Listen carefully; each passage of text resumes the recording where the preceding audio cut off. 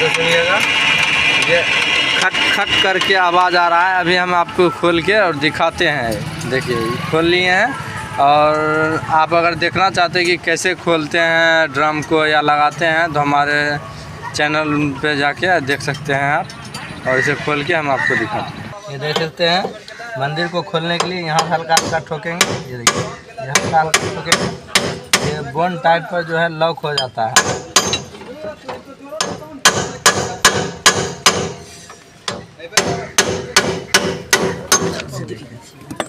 ये खुल गया, खुल गया है।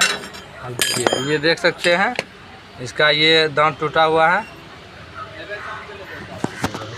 ये देख सकते हैं HRS का है, 18 दांत का गरारी। और ये देखिए यहाँ पे ब्रांडिंग है HRS का। और ये देखिए इसमें दोनों तरफ से लॉक है, ये 18 दांत का है। और